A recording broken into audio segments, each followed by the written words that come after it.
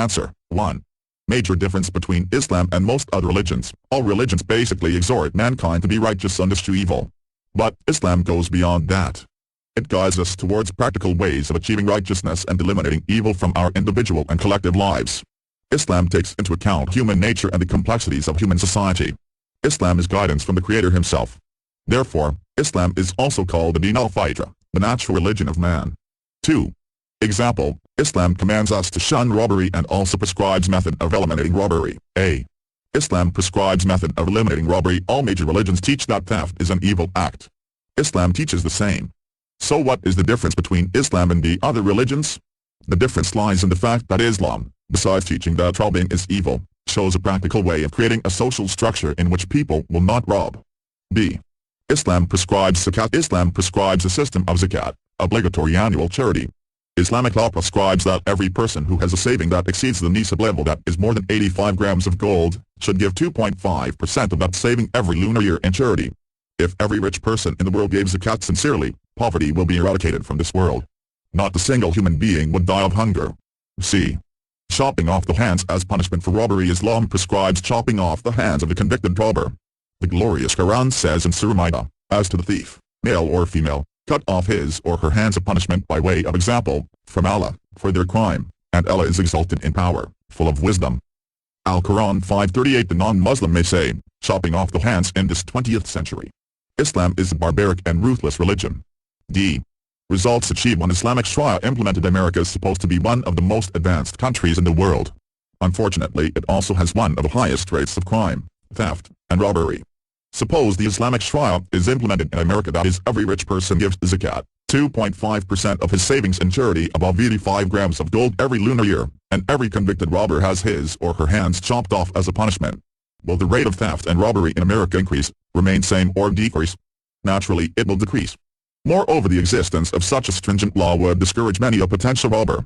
I agree that the amount of theft that takes place in the world today is so tremendous that if you chop off the hands of all the thieves, there will be tens of thousands of people whose hands will be chopped off.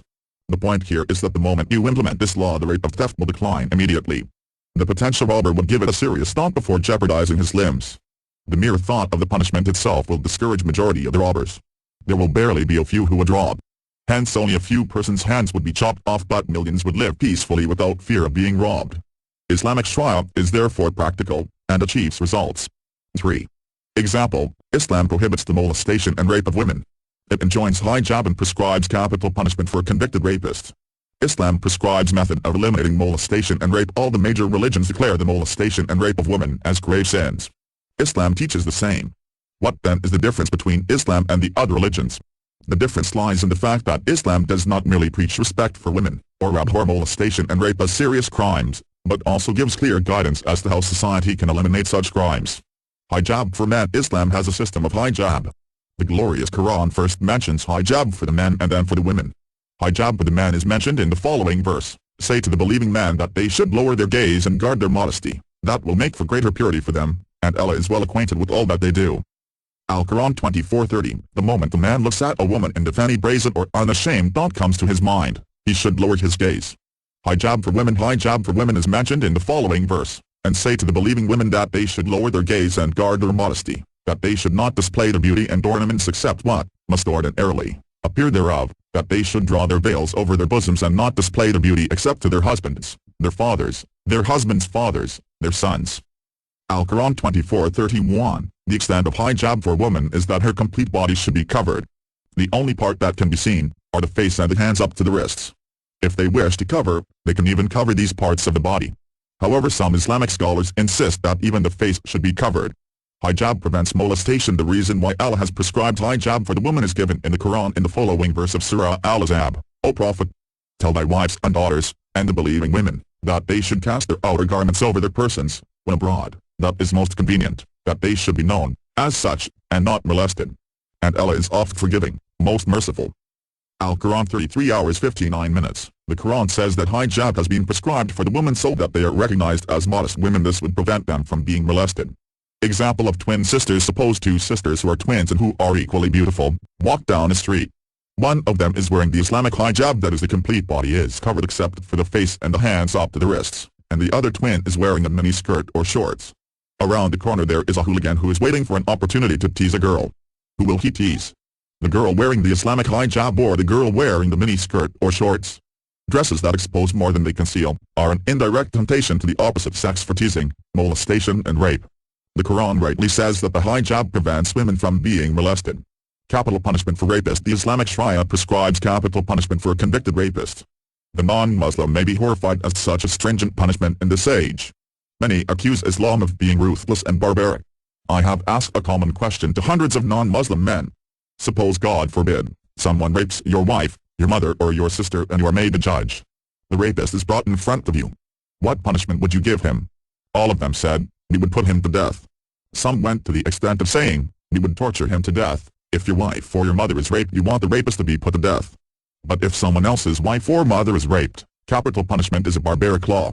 Why the double standards? USA has one of the highest rate of rape. The United States of America is supposed to be one of the most advanced countries of the world. An FBI report in the year 1990 says that 1,02,555 cases of rape were reported. It further says that only 16% of the cases of rapes are reported. Thus, in order to know the actual number of rapes that took place in 1990, the reported figure should be multiplied by 6.25. We get a total of 6,40,968 rape cases that took place in the year 1990. If the total is divided by 365, the number of days in a year, we get an average of 1,756 rape incidents every day. Later, another report said that an average of 1,900 cases of rape are committed in USA every day. According to National Crime Victimization Survey Bureau of Justice Statistics, U.S. Department of Justice, in 1996 alone 3,07,000 cases of rape were reported. Only 31% of the actual cases of rape were reported. Thus, 3,07,000 by 3.226 equals 9,90,322 rapes took place in 1996. That is, an average of 2,713 cases of rape took place every day in America in 1996. Every 32 seconds one rape was taking place in America. Maybe American rapists got bolder. The FBI report of 1990 continues and says that out of the rape cases that were reported, only 10% of the rapists were arrested. That is only 1.6% of the actual rapes committed. Out of those arrested, 50% were let free before the trial. This would mean that only 0.8% of the rapists faced the trial.